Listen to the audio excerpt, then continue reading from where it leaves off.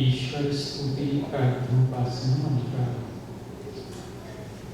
ओम विश्वानि देव सवितरुरितानि परासुव यद्भद्रं तन्न आसुव हिरण्यगर्भः समवर्तताभ्ये भूतस्य जातः पतिरेकरासि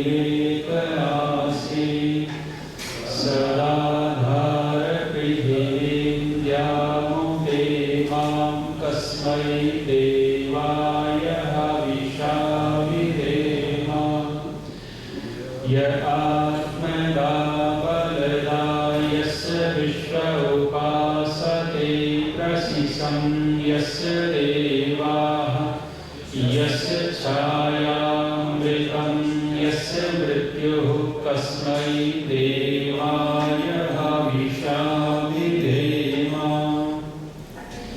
यः प्राणतो निविशतो महित्वैकैर्राजा जगतो बभूव यकीशे कस्य देवतश्चतुष्पदः तस्मै देवाय हविषा विधेम येन द्यौरुग्रा पृथिवी च दृढा येन स्वस्तभितं येन नागः योऽन्तरिक्षे रजसो विमानः कस्मै देवाय हविषा विधेम प्रजापतेन त्वदेतान्यो विश्वा जातानि परिता बभूव यत्कामास्ते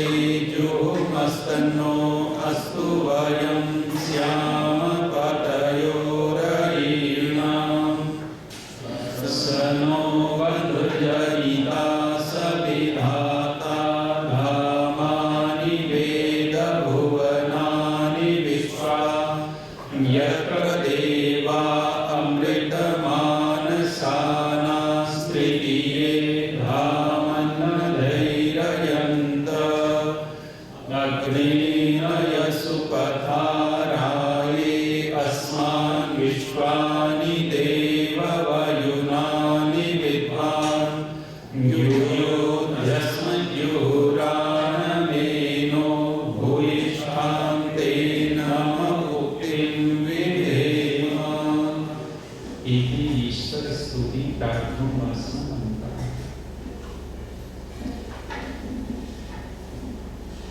धन्यवाद आचार्य। धन्यवाद आचार्य जी। आचार्यजींचा अल्प परिचय देतो। आजचे प्रमुख वक्ता आचार्य श्री सोमदेवजी आर्य हे अजमेरच्या ऋषी उद्यान इथे जे महर्षी दयानंद आर्ष गुरुकुल आहे तिथे उपाध्याय म्हणून काम करतात। आचार्यजींचा अध्ययन व्याकरण आचार्यजींनी गुरुकुल सुंदरपूर रोहतक व आर्य गुरुकुल खानपूर हरियाणा इथे संस्कृत व्याकरण शिकलेला आहे। त्यानंतर निरुक्ताचा अभ्यास आचार्यजींनी ऋषी उद्यान अजमेर येथे केलेला आहे। तीन दर्शन हे आचार्यजींनी ऋषी उद्यान अजमेर येथे अभ्यासले आहे। मीमांसा दर्शन ज्याचा अभ्यास फार कमी आहे आज, ह्या मीमांसा दर्शनचा अभ्यास आचार्यजींनी मैसूर कर्नाटक येथे केलेला आहे। आणि न्यायदर्शन वानप्रस्थ साधक आश्रम रोजड गुजरात येथे ह्या दर्शनाचा अभ्यास केलेला आहे।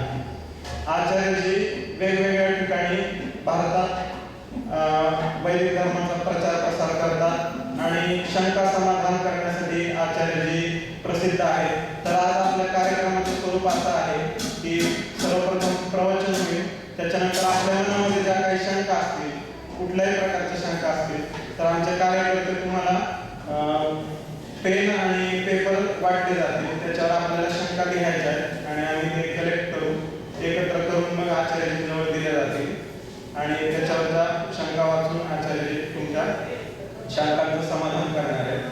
त्याच्यानंतर दुसरी गोष्ट म्हणजे जरी एखाद्याच्या मनात तेव्हा जर एखादी काही शंका असेल तरी पण आपण माईक फिरूया श्रोत्यांमध्ये, तेव्हा तुम्ही डायरेक्ट शंका विचारू शकता।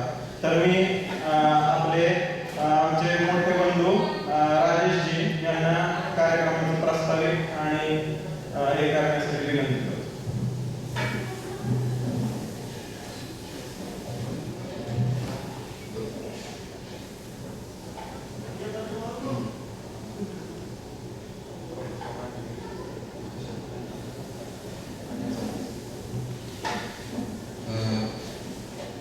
प्रोफेसर राजेंद्र शास्त्री जी कृपया मंचावर आपण आता आचार्य सोमदेवजींचा सत्कार करूया पुष्पमाला देऊन.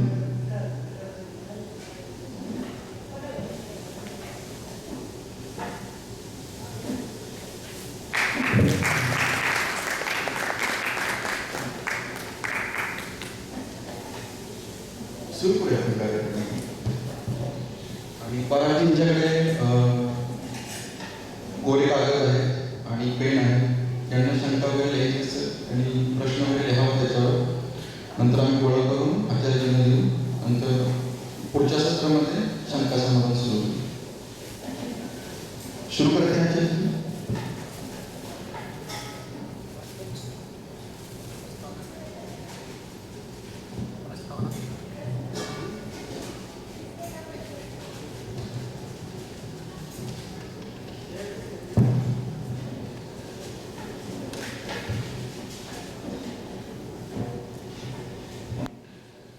उपस्थित पुण्यात्माओं, आप सबको मेरा सादर नमस्ते और आप सबका इस कार्यक्रम में हार्दिक स्वागत।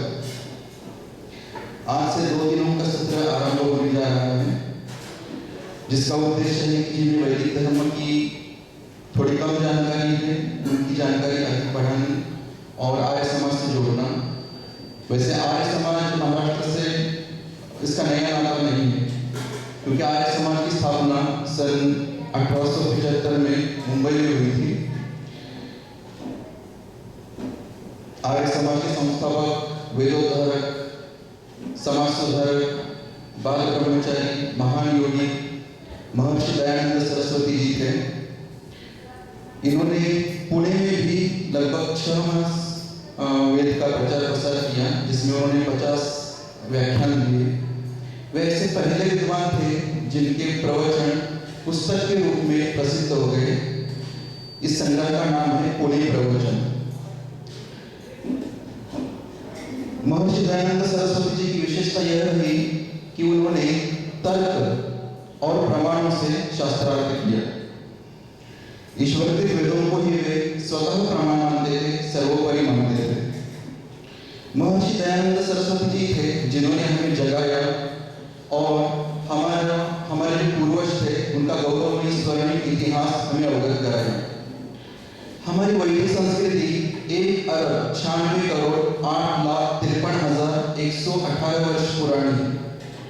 तब से लेके लगभग 5,000 वर्ष पूर्व तक इस संपूर्ण भूगोल पर आर्यों का एक छत्री चक्रवर्ती राज्य था। परंतु महाभारत युद्ध के पश्चात महाभारत युद्ध में बहुत महंगी हानि हो गई। हमारे बहुत सारे विद्वान और क्षत्रिय वंश का नाश हो गया। तब से वैदिक मत क्षीण होता जा रहा है। और उसी दरमियान कुछ स्वार्थी लोग उनको स्वार्थी वृत्ति के कारण वेद विरोधी अनेक मत उदय हो गए। लगभग 800 वर्ष मुगलों ने इस देश पर राज्य किया और अंग्रेजों के शासनकाल में ही महर्षि दयानंद सरस्वती जी का जन्म हुआ। उन्होंने बड़े पुरुषार्थ से और पूर्व संस्कारों के जोर पर जो ऋषिकृत ग्रंथ है, जिनको आर्ष ग्रंथ बोलते हैं, उनका स्वाध्याय किया, वेद का अध्ययन किया।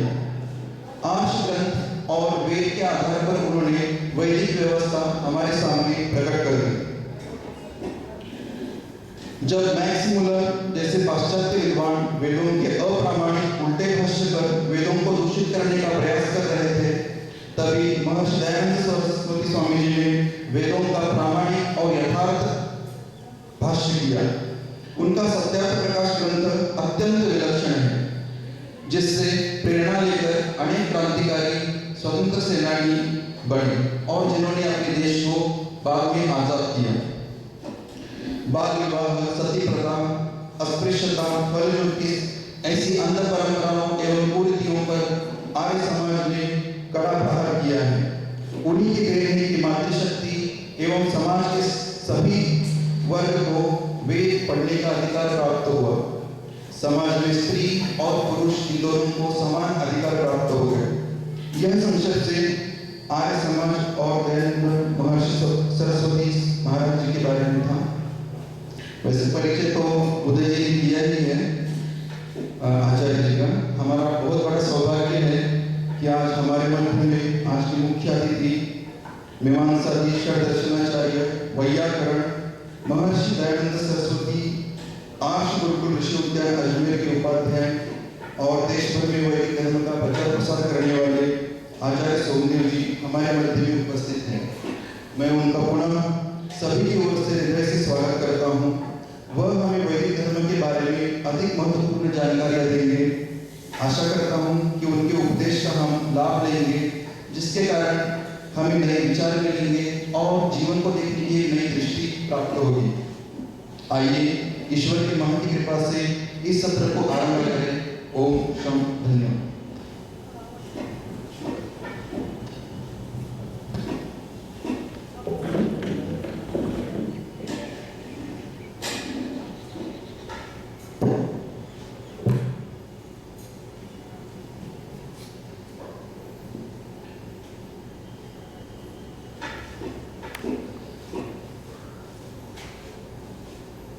सभी लोग मेरे साथ मिलकर के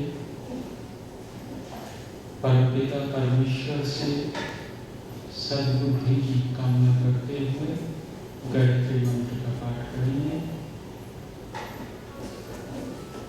ओम भूर्भुवः स्वः तत्सवितुर्वरेण्यं भर्गो देवस्य धीमहि धियो यो नः प्रचोदयात्। विष्णुः कर्माणि पश्यत यतो व्रतानि पश्यसे इन्द्रस्य युज्यः सखा इन्द्रस्य युज्यः सखा। ओम शांति शांति शांति।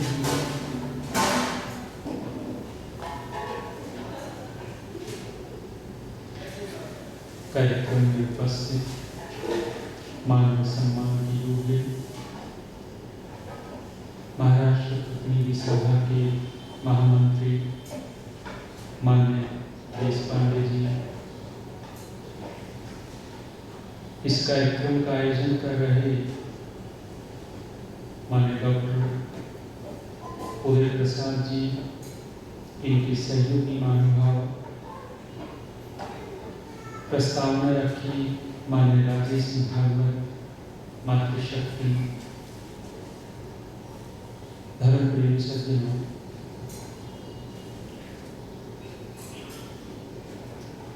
इस देश के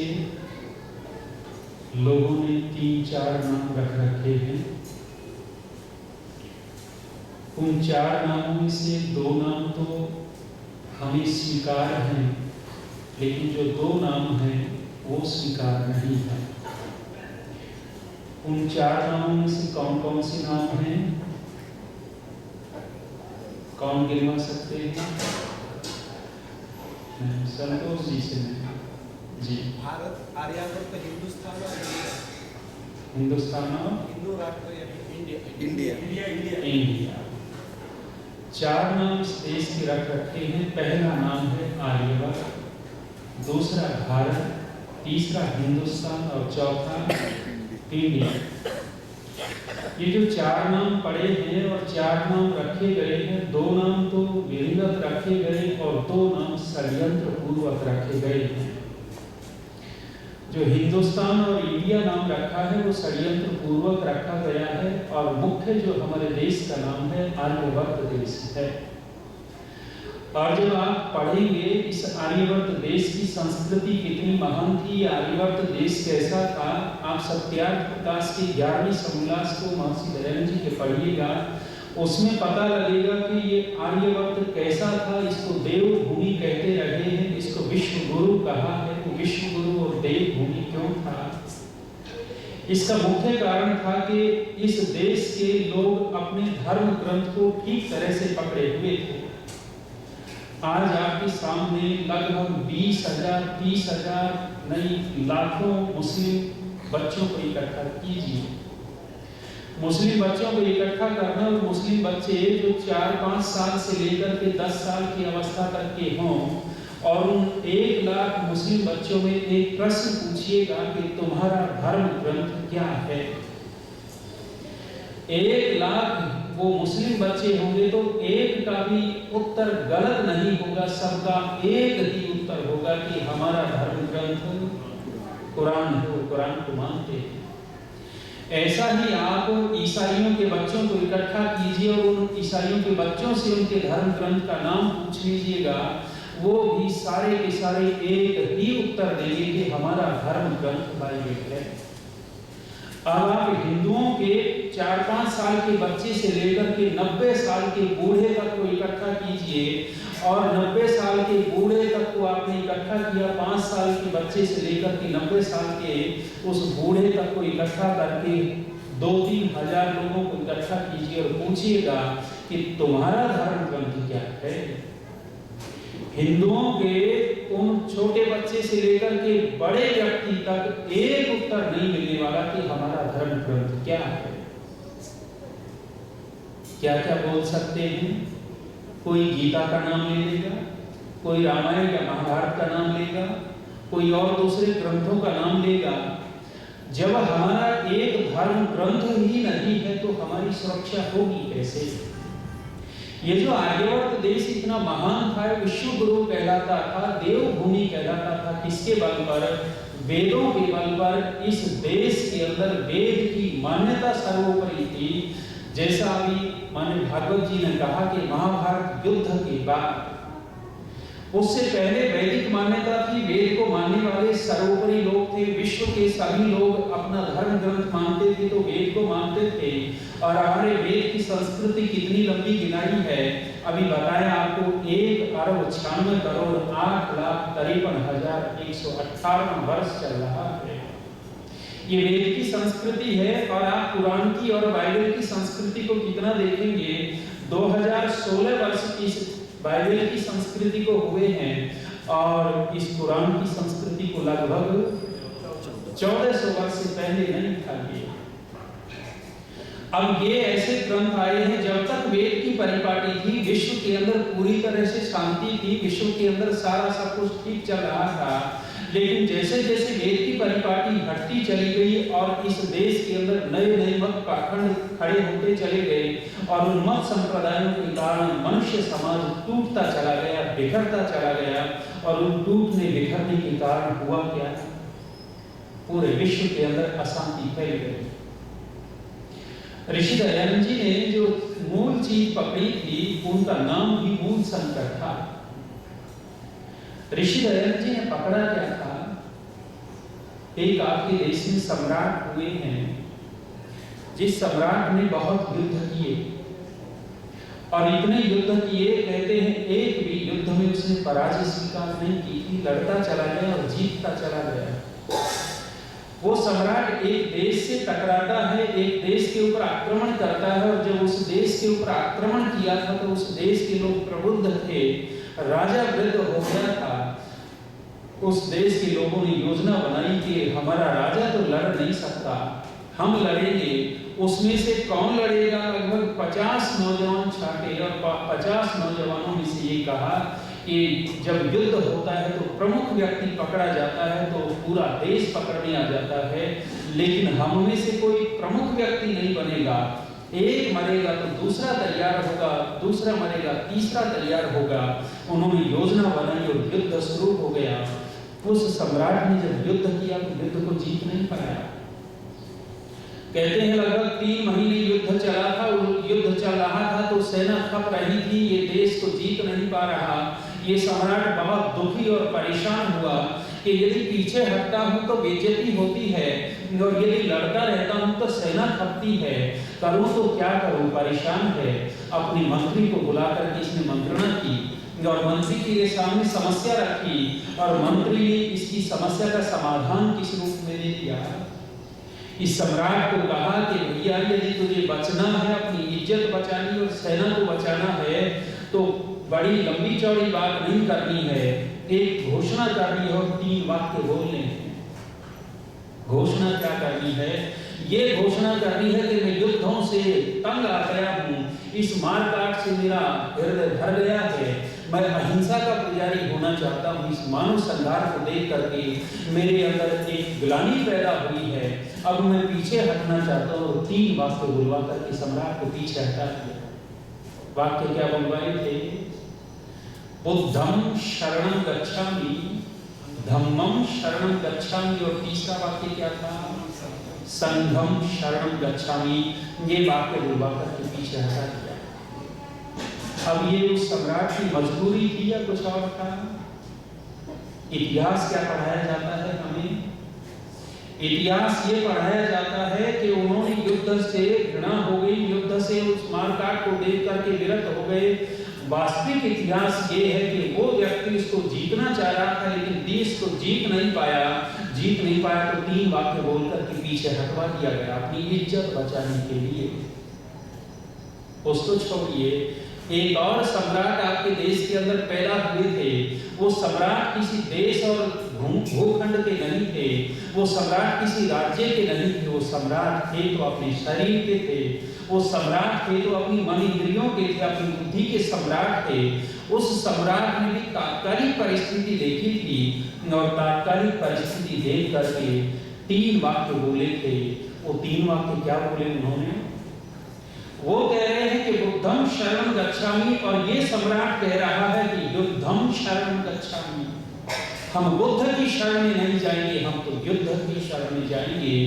और वो कह रहे थे कि धम्मं शरणं गच्छामि। इन्होंने कहा कि कम्मं शरणं गच्छामि, युद्ध करना पड़ेगा तो कर्म करना पड़ेगा, युद्ध से पीछे नहीं हटेंगे, कर्म करेंगे और युद्ध करेंगे। तीसरा वाक्य सम्राट ने वही बोल दिया, संघं शरणं गच्छामि। ये सम्राट कौन हो सकता है? इसकी परिकल्पना क्या कर सकते हैं आप?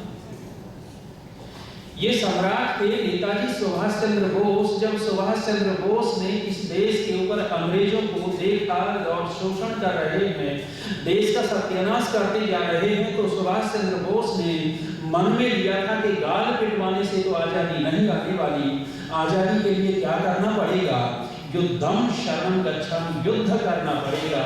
जिस समय एक व्यक्ति ये कहा करता था कि यदि अंग्रेज मेरे इस गाल के ऊपर थप्पड़ लगाएगा, तो उससे पूछा था कि तुम क्या करोगे? कहते थे कि हम दूसरा गाल कर देंगे अंग्रेज के सामने कि मुझे दूसरा थप्पड़ और लगा दो। जिस समय गाल पिटवाने की बात हो रही थी, उस समय नेताजी सुभाष चंद्र बोस बर्मा के जंगलों में युवकों को आह्वान देते थे और नए नए जोशीले भाषण देते थे, युवकों को अपने पीछे कर लेते थे, कर्म कर रहे थे। और उस कर्म का परिणाम क्या हुआ? संघं शरणं गच्छामि। इनका संघ कौन सा था? बाबू सुभाष चंद्र बोस का संघ था आजाद हिंद फौज। इन्होंने खड़ी कर दी और वो फौज ही इनका संघ हो गया। एक और व्यक्ति पैदा हुआ, उस व्यक्ति को हम सम्राट नहीं कहेंगे, उस व्यक्ति को परिव्राट कहेंगे। परिव्राट, उस परिव्राट के सामने सम्राट छोटे हो जाते हैं। आप कभी भी देखिएगा, पुराना इतिहास पढ़ना और बीच का इतिहास पढ़ना, जो ऐसे परिव्राट हुए हैं, परिव्राटों के सामने सम्राट छोटे हो गए। इस परिव्राट ने भी तात्कालिक परिस्थिति देखी थी और साथ ही तात्कालिक परिस्थिति देख करके इसने भी 3 वाक्य बोल दिए। 3 वाक्य क्या बोले? उन्होंने भी अपनी परिस्थिति को देख करके 3 वाक्य बोले थे। और ये परिव्राट 3 वाक्य क्या बोलता है? शिवं शरणं गच्छामि। पहला वाक्य बोला शिवं शरणं गच्छामि, अर्थात जब देखा था कि शिव के ऊपर चूहे दौड़ रहे हैं, मूर्ति के ऊपर चूहे उसका शौच कर रहे हैं, उसके ऊपर गंदगी कर रहे हैं, ये कुछ कर नहीं रहा, उस समय मन के अंदर आया था कि ये तो शिव नहीं हो सकता। शिवं शरणं गच्छामि, वास्तविक शिव की शरण में जाऊंगा। दूसरा वाक्य क्या बोला? वेदं शरणं गच्छामि, बहुत सारे इस देश के अंदर अनार्स ग्रंथ भरे पड़े के साथ आप देखना कि इस विश्व के अंदर से यदि आतंकवाद खत्म करना चाहते हैं, पूरे विश्व में जो अशांति फैली हुई है, यदि इस विश्व के अंदर से आतंकवाद को खत्म करना है तो इस कुरान नाम की पुस्तक को खत्म करना पड़ेगा। जब तक कुरान रहेगी तब तक आतंकवाद रहेगा, खत्म नहीं कर सकते। और दूसरी क्या चीज है? पाखंडवाद। ये पाखंडवाद कहां से चला हुआ है? दूसरी चीजें हैं अनार्स ग्रंथ, अर्थात जो ऋषियों के ग्रंथ नहीं है, दूसरे लोगों के ग्रंथ हैं, पुराण इत्यादि, ये अनार्स ग्रंथ ही पाखंड की देन है। जब तक अनार्स ग्रंथ रहेंगे तब तक पाखंडवाद रहेगा। ऋषि दयानंद ने देखा कि अनार्स ग्रंथ चल रहे हैं, उस समय दूसरा वाक्य निकला, वेदम शरणम गच्छामि, हम इन अनार्स ग्रंथों में नहीं अटकेंगे, वेद की शरण में जाएंगे। और तीसरा वाक्य वही बोला था, कौन सा? संघम शरणम गच्छामि। ऋषि दयानंद जी का संघ कौन सा था? ऋषि दयानंद जी का संघ था ब्रह्मा से लेकर के जयमुनि मुनि पर्यंत जो ऋषियों का समूह है। स्वामी दयानंद जी का संघ वो था। साथियों, ऋषि दयानंद जी ने कहा है वेदम शरणम गच्छामि। ये आर्यवर्त देश था। और आर्यवर्त देश क्यों था?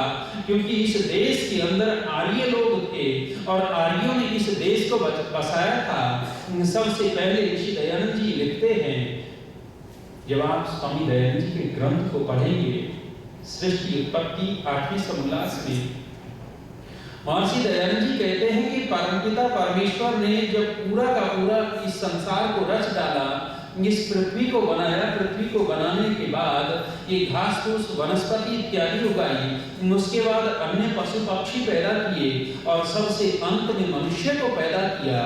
और ये मनुष्य की पैदा कहाँ हुई? ऋषि दयानंद जी लिखते हैं तिब्बत देश में हुई, जिसको संस्कृत में त्रिपिष्टक कहते हैं। और वो कैसे पैदा हुए? माता पिता के सहयोग से तो पैदा नहीं हुए। प्रारंभिक सृष्टि कैसे पैदा हुई?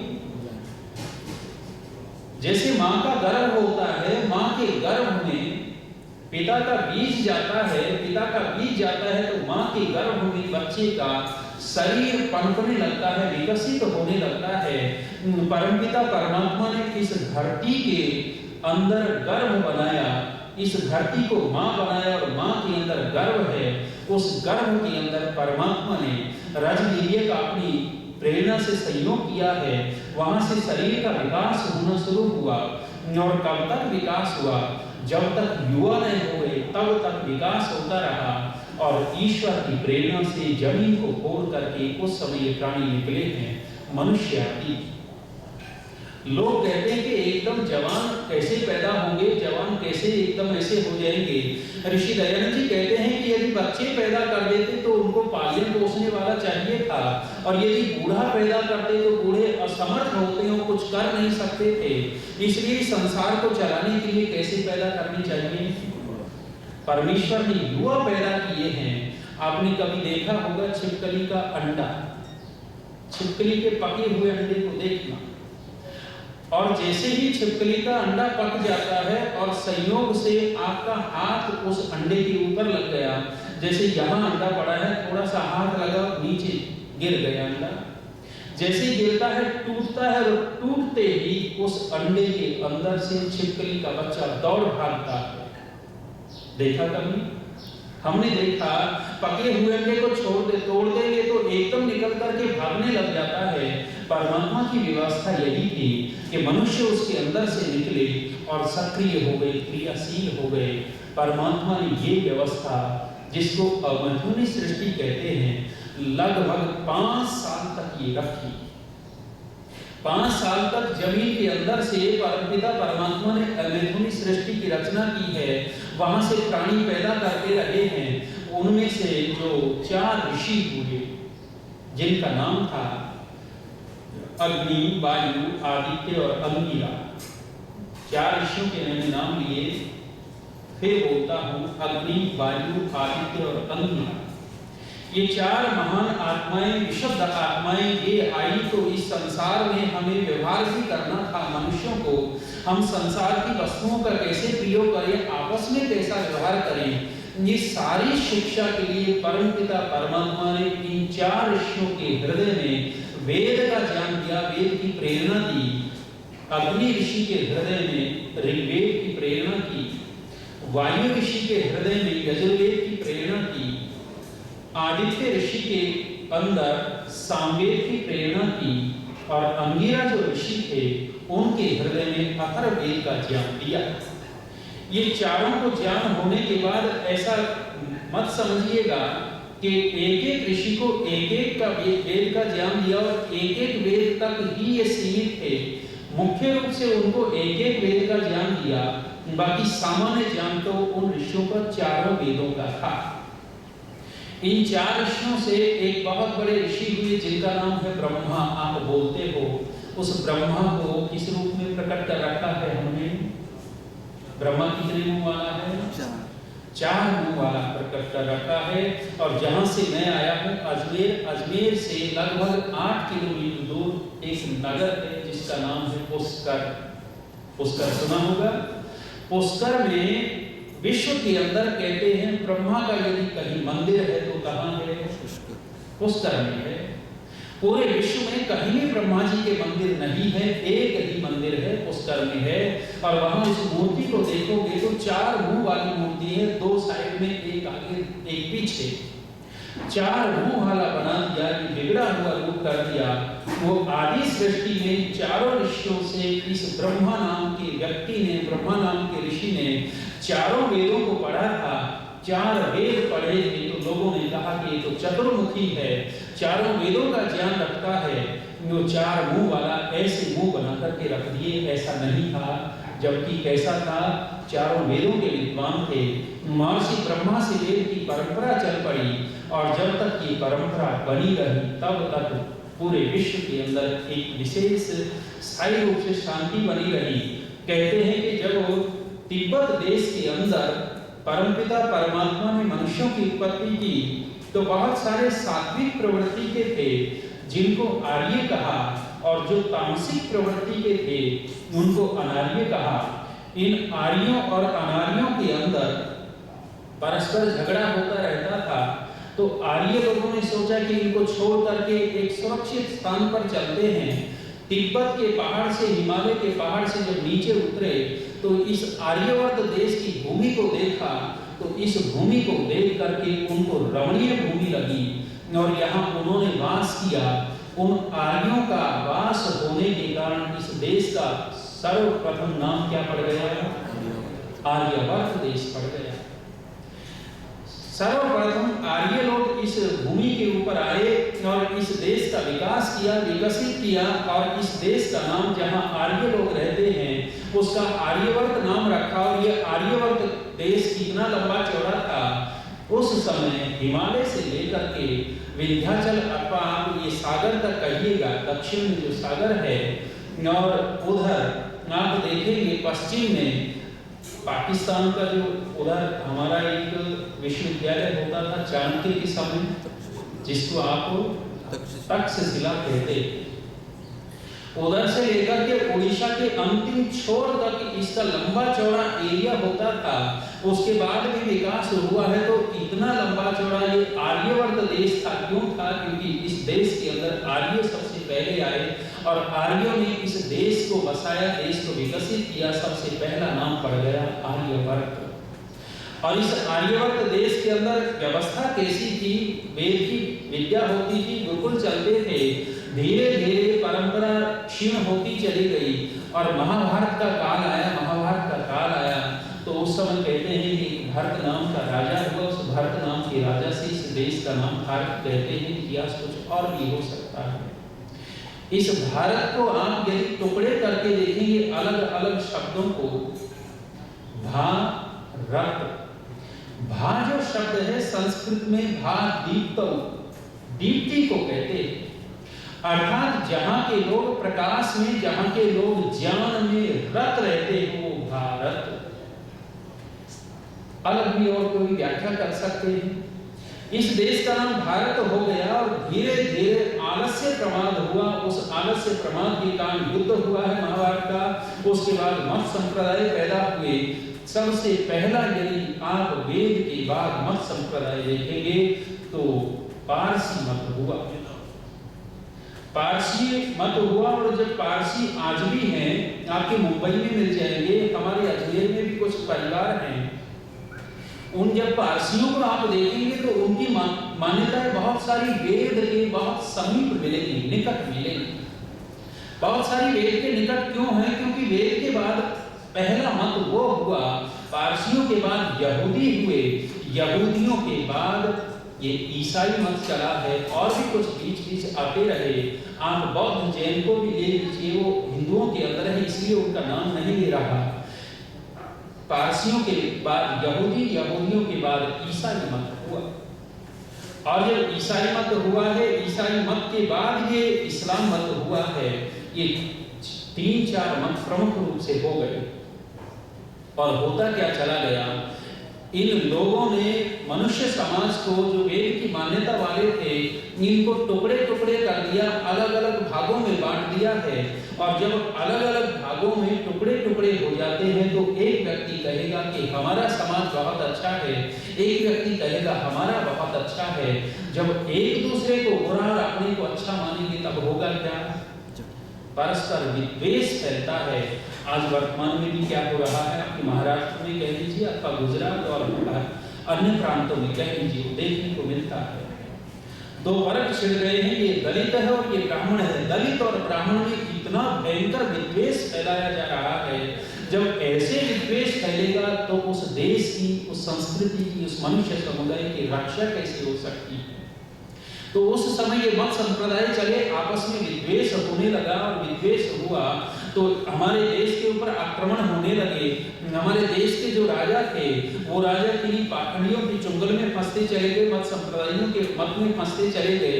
वेद की मान्यता ढीली होती चली गई, और वेद की मान्यता ढीली हुई तो विदेशियों ने देखा कि इस देश के ऊपर आक्रमण करें, और इस देश के अंदर धन संपदा कितनी होगी। आप आकलन करके देखना कि हमारा देश कितना संपन्न था। संपन्न इतना था, ऋषि दयानंद जी लिखते हैं कि राजा भोज के समय इस देश के अंदर विमान चला करते थे। विमान राजा भोज कितने वर्ष पहले हुए? लगभग 2200-2300 साल पहले राजा भोज हुए हैं। और राजा भोज के समय क्या चलते थे? आपके विमान चलते थे, वायुयान चलते थे, हवाई जहाज चलते थे। विदेशी लोग क्या कहते हैं, किसने खोज लिया हवाई जहाज? राइट बंधुओं ने खोज लिया, ऐसा तो नहीं है। रामायण पढ़ते हैं तो उस रामायण में हमारे ग्रंथों में विमान की चर्चा है, और विशेष ग्रंथ आप भारद्वाज का पढ़ेंगे। महर्षि भारद्वाज ने एक बृहद विमान शास्त्र लिखा था। उस बृहद विमान शास्त्र में अनेक प्रकार के विमानों का ही वर्णन है। और आर्य समाज के एक बहुत बड़े योग्य विद्वान सन्यासी के, जिनका नाम हुआ स्वामी ब्रह्ममुनि परिव्राजक। स्वामी ब्रह्ममुनि परिव्राजक ने उस समय कहा था कि मैं विमान बना सकता हूं, लेकिन सरकार ने कहा कि आप हमारे अधीन हो जाएं। उन्होंने कहा कि मैं सन्यासी हूं, सन्यासी होने के नाते किसी की अधीनता स्वीकार नहीं करूंगा। सरकार ने सहयोग नहीं किया, लेकिन सरकार ने ये अवश्य कहा कि हमारे लिए आप इस बृहद विमान शास्त्र का भाष्य कर दीजिए। शायद उन्होंने भाष्य किया और लिखने लग गए थे, बीच में क्या हुआ उसकी जानकारी नहीं। लेकिन विमान की जो सत्ता है अपने आर्यवर्त देश से गई है। एक और व्यक्ति हुए जी, आपने एक अभी मूवी आई थी जिसका नाम था हवाई ज्यादा। हवाई ज्यादा आपके महाराष्ट्र के ही थे। कौन थे? शिवकर बापू तलपदे थे। उन्होंने बृहद विमान शास्त्र देखा, और ऋषि दयानंद जी के ऋग्वेद की भाष्य भूमिका के अंदर जो विमान विषय लिखा हुआ उसको गहनता से चिंतन और अध्ययन किया। उनकी बुद्धि के अंदर विमान का एक विकास हुआ। उन्होंने तकनीक अपनाई, और सबसे पहले विश्व जो राइट बंधु इत्यादि कहते हैं, सबसे पहले हमारे यहाँ शिवकर बापू तलपदे ने विमान को बनाया, और विमान को बना करके उड़ाया। और उड़ाया भी कैसे? सबसे पहले जब उन्होंने विमान उड़ाया था तो कैसे उड़ाया था? विदाउट पायलट उड़ाया था। इन राइट बंधुओं ने तो पायलट खुद बैठ कर के उड़ाया होगा, लेकिन शिवकर बापू तलपदे वो व्यक्ति थे जो बिना पायलट के ही विमान को उड़ा दिया था। बिना पायलट के उड़ने वाले विमान बहुत बाद में बने थे। उन्होंने किस आधार पर ये बना दिया? वेद के आधार पर, ऋषि दयानंद जी की ऋग्वेद भाष्य भूमिका के आधार पर, ऋषियों के आधार पर। जब तक ये देश वेदों के आधार पर चलता रहा, ये देश विश्व गुरु कहलाता रहा। इस देश के अंदर धन संपदा कितनी थी?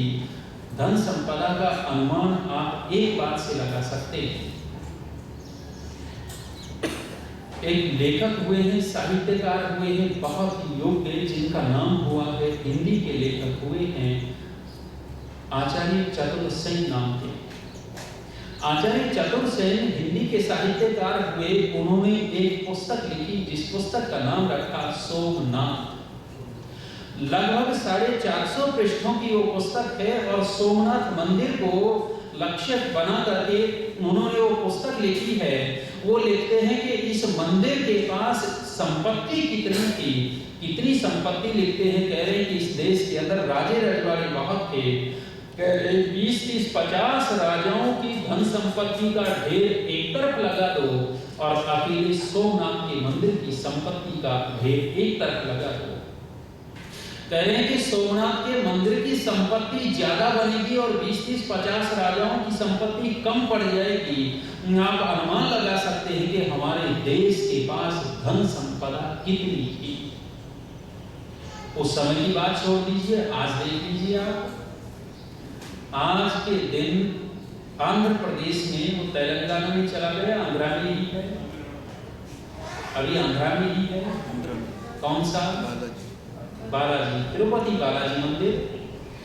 इस अकेले तिरुपति बालाजी मंदिर के पास कितना धन होगा? एक साल की आय कितनी है? पीछे भास्कर अखबार वाले ने आंकड़े दिए, कितने ज्यादा हो सकते हैं। उसने कहा 2680 करोड़ रुपए एक साल में कैश आता है इसके पास। 2680 करोड़ रुपए एक साल में इसके पास कैश आता है। दूसरे क्या है, बहुत सारे लोग मन्नतें मांगने जाते हैं तो वहां माताएं कान की बालियां, सोने की, चांदी की, अपने गले का हार, अंगूठी, कंगन ये डाल करके आ जाते हैं। पुरुष वर्ग भी जाता है तो वो भी डालता होगा। उस सोने चांदी की संपत्ति, उसकी आय आप देखिए कितनी होगी। और केवल सोने चांदी को छोड़ दीजिए, वहां मन्नतें मांगते हैं तो वहां होता क्या है, वहां बाल उतारे जाते हैं। बाल, चाहे लड़की हो, लड़का हो, बूढ़ी हो, बूढ़ा हो, बाल कटवा करके आते हैं। उन बालों का व्यापार कितना होगा?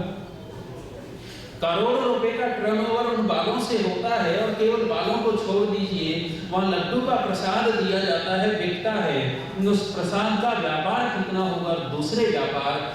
एक मंदिर की आय आज भी आप देखने लगेंगे, एक साल में 4-5 हजार करोड़ से नीचे नहीं बैठने वाली। वो तो उस समय की बात थी, वो सोमनाथ के मंदिर की। और इस देश में एक सोमनाथ का मंदिर नहीं था।